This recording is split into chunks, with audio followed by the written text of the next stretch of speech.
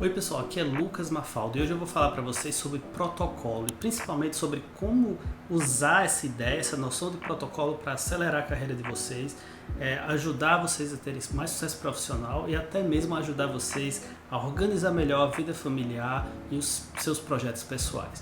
E essa ideia eu tirei de um cara que é uma figuraça, não sei se vocês conhecem, se não conhecem eu recomendo, é o Jocko Willink.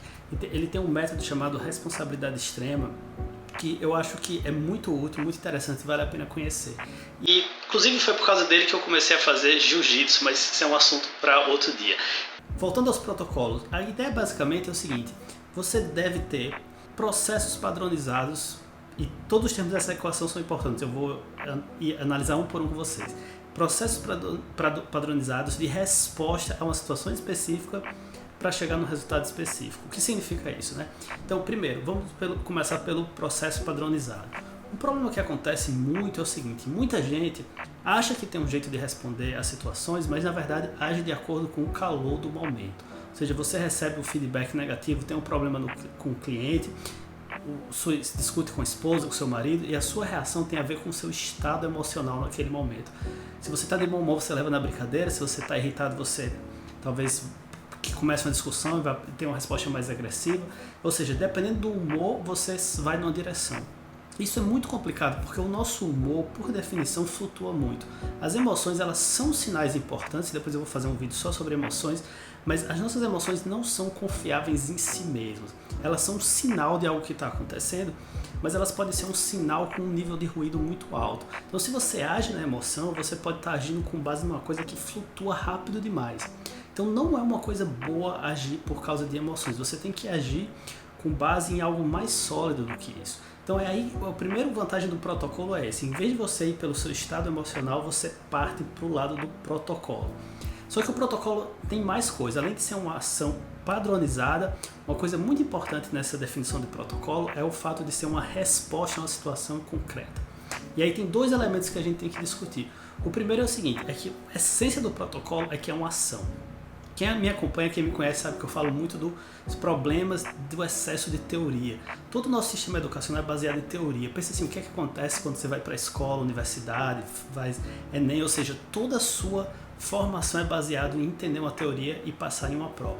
Ou seja, você desenvolve demais o lado teórico e desenvolve de menos o lado da ação.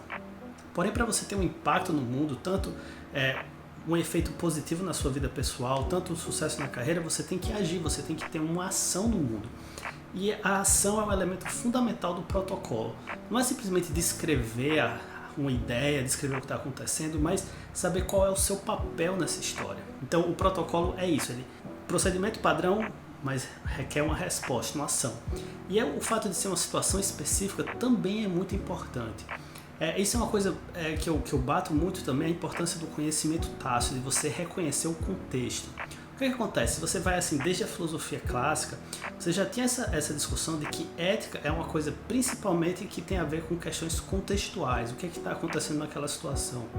Uma coisa que você nota, assim, quem você tem um pouco mais experiente e vê um estagiário, às vezes você pega um estagiário, mesmo que é um cara muito bom, que estudou muito, que conhece a teoria, o momento que ele revela que ele é um estagiário e não alguém experiente é quando ele age diretamente de acordo com a teoria e não sabe o momento exato de usar aquela técnica ou aquele princípio teórico. Ou seja, ele aprendeu a teoria geral, mas ele não sabe como adaptar o caso específico. É aí que está a grande arte, que coisa que você ganha com a experiência e com o aumento da sua competência, como adaptar o geral ao específico. E o protocolo é justamente isso, é um procedimento padrão de resposta, de ação a uma situação específica, é uma coisa que falta muito.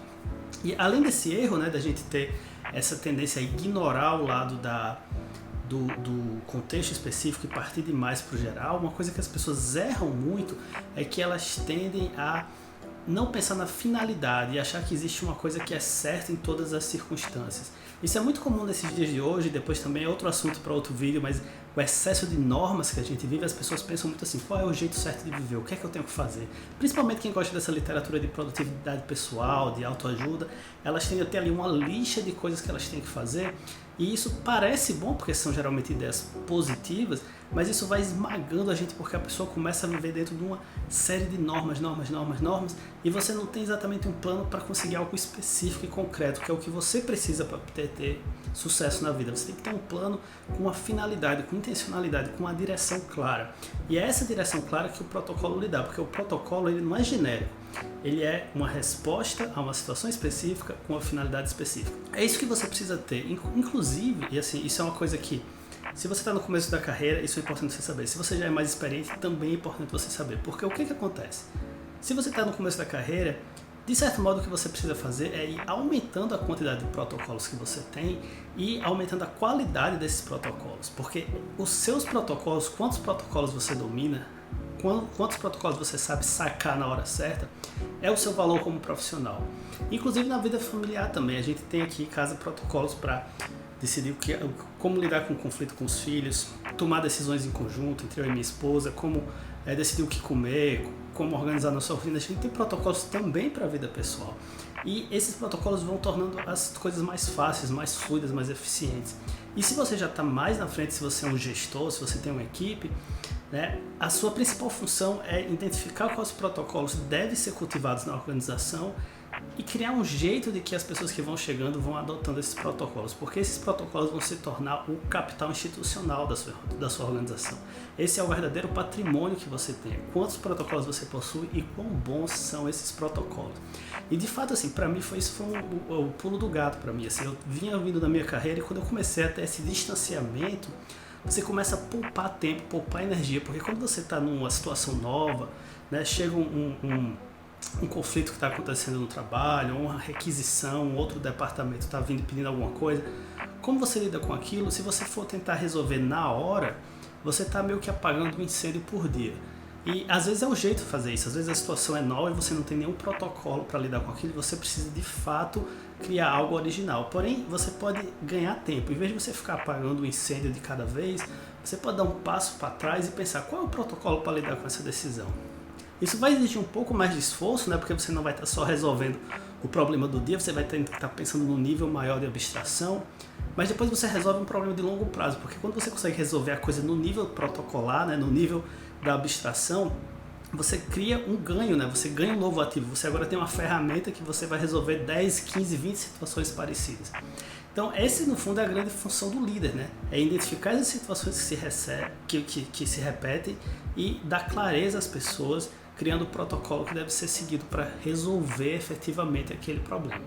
Então, quando eu comecei a fazer isso, eu comecei a ver as várias áreas da minha vida que o meu protocolo não estava muito bem e comecei também a conseguir superar aquela frustração. Poxa, isso não está funcionando, em vez de eu ficar irritado com a coisa, dar um passo para trás e pensar no sistema. Por que não está dando certo?